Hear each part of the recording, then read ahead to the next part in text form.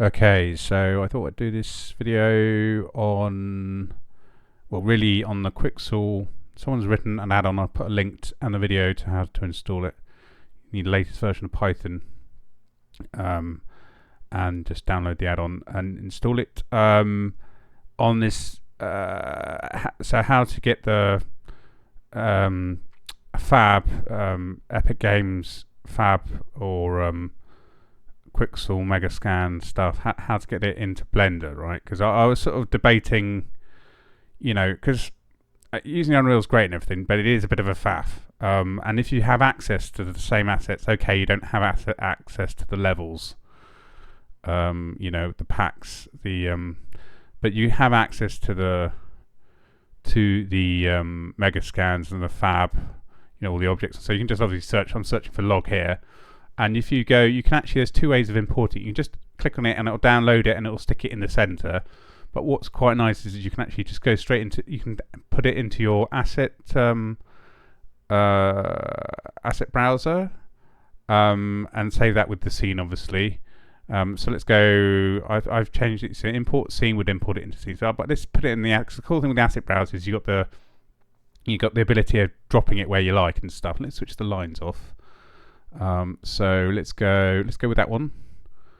So I'll put it as low as well, just for speed's sake. There you go. Stick it somewhere over. Oh, that's quite a big one. That's massive. Okay, let's see if this one. Is it this one here?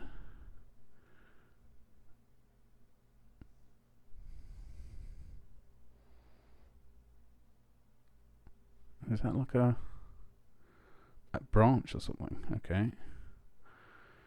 But yeah, this seems to be a pretty cool way of working. I'm sure, obviously, if you're Unreal, it's like, oh yeah, well, it's nothing. But it's just, there's a whole load of gubbins that comes with Unreal that I'm not really fussed about, right?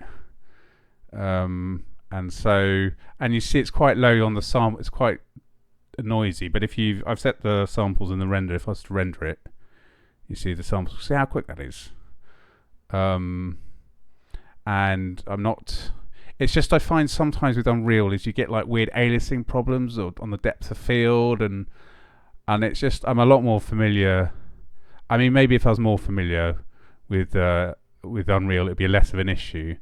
But it's just like I know where I am with Blender, and it's just kind of like I reckon eevee's good enough. To take on, okay, yes, it's not Lumin, I don't think, but it's it's good enough for the Oscars with Flow. So that's obviously taking nothing away from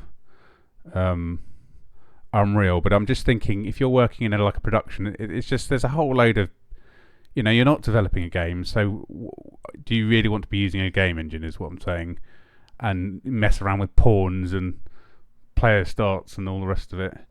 Or do you just want to use the 3D program, right?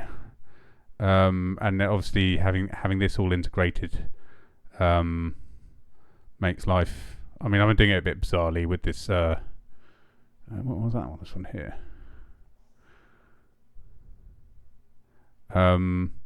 Yeah, it's just cool. I mean, let's just get out of the camera view for a sec.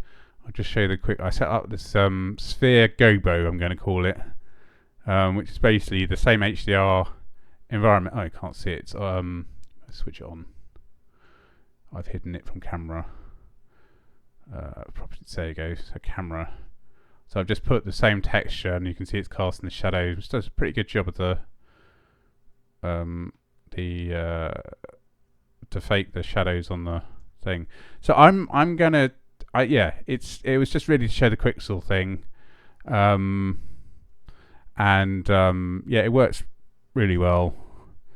So yeah, I'll probably use it. Just see what other assets we've got. Let's not put log. Let's put some of the other stuff as it got. But yeah, to be able to just import it straight into your asset library and then plonk it where you want. Like I said, I'm just using the low low res stuff just because it's it's quick to download. What's this one? Barrels. But I mean, that was one of the things that's really great with Unreal is this whole fab, the asset library. So to be able to just bring that all into Blender, let's just put the view thing on. Okay, and one other thing I need to mention is sorry for the terrible audio.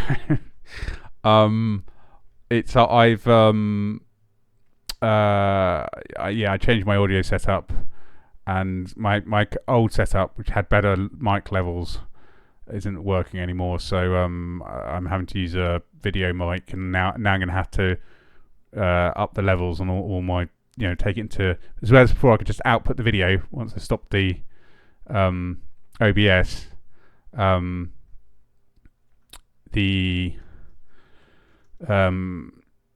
going to have to go into Resolve. But you see how that works really well. I just I think for the not having any issues with the depth, with weird buzziness and all the rest of it. Yeah, I think it's quite. It's going to be. Well, I'm thinking about using it on my next project. You see, so after.